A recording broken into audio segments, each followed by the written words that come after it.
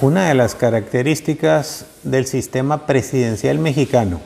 que se construye a partir de la Constitución Política de 1917, es la creación de instituciones que permitieron transitar de lo militar a lo ciudadano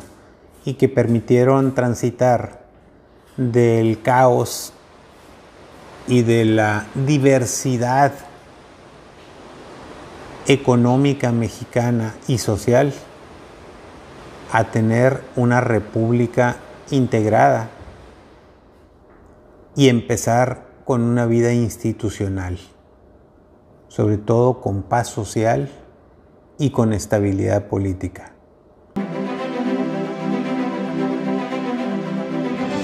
Uno de los éxitos importantes, trascendentes del México post-revolucionario es sin lugar a dudas haber logrado organizarse desde el punto de vista corporativo. Es decir, para hacer valer los preceptos del artículo 123 constitucional, los derechos del trabajo, se organizan los trabajadores en grandes centrales obreras y campesinas que permiten defender preceptos que hoy son sagrados para los mexicanos, como el salario mínimo y la jornada máxima de horas por trabajar en un día.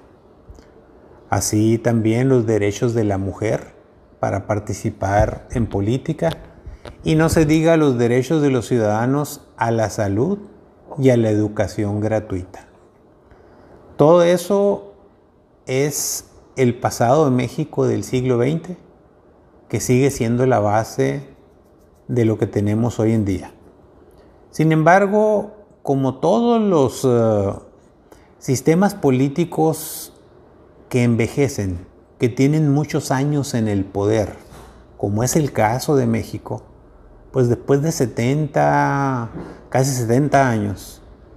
este sistema político que se creó al amparo del Partido Nacional Revolucionario, que después se cambió a Partido de la Revolución Mexicana y terminó siendo el PRI,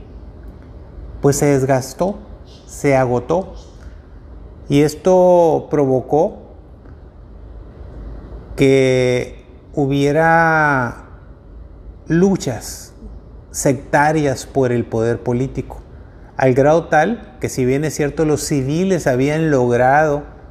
empezar a gobernar México por encima de los militares, pues dentro de los civiles se da una guerra ahora entre los políticos tradicionales y los tecnócratas, y obviamente quien gana la batalla son los tecnócratas. Y esto empieza precisamente en la época de Miguel de la Madrid, donde empiezan a llegar presidentes de la República egresados de universidades extranjeras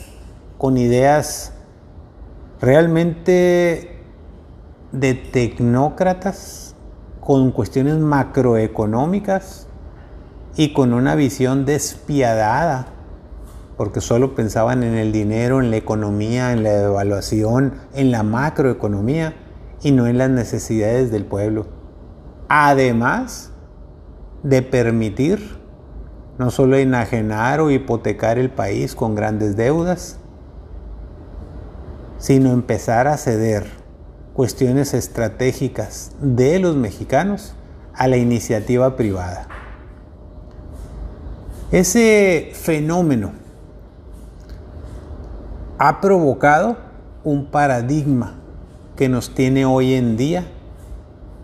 al borde del colapso, difícil de entender y de comprender qué es lo que ha venido sucediendo. Es decir, no es un fenómeno exclusivamente de la corrupción que pudo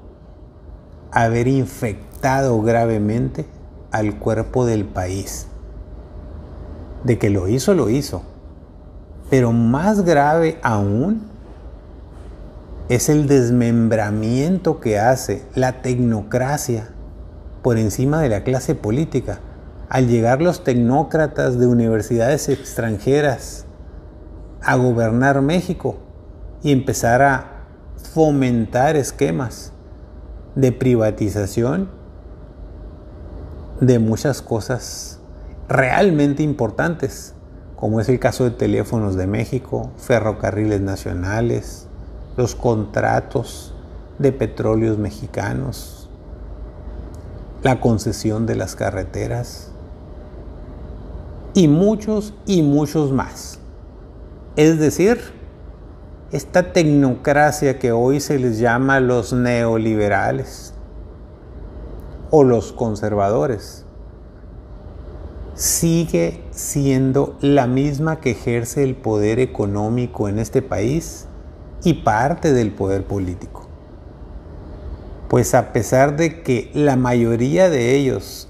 se formaron desde la época de Miguel de la Madrid, después de Salinas de Gortari, luego de Zedillo, pasaron por las manos de Fox y Calderón, pues son los dueños, los más millonarios de México,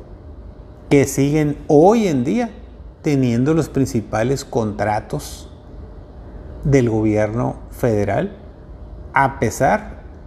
del cambio profundo, dramático, serio, rotundo de un movimiento de regeneración nacional encabezado por el presidente López Obrador. Pero no entiendo en qué momento estos personajes de nueva cuenta se incrustan en el poder y ahora lo dominan. Se supone que eran la mafia del poder, o a lo menos así lo entendía un servidor, pensando que se estaba hablando de ellos, de los que se han apropiado de todos los bienes públicos y han hecho sus grandes fortunas al amparo de concesiones, de propiedades del gobierno,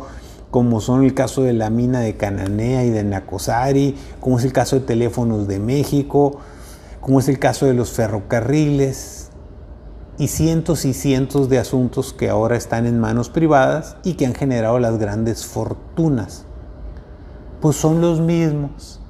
que hoy en día están teniendo los grandes contratos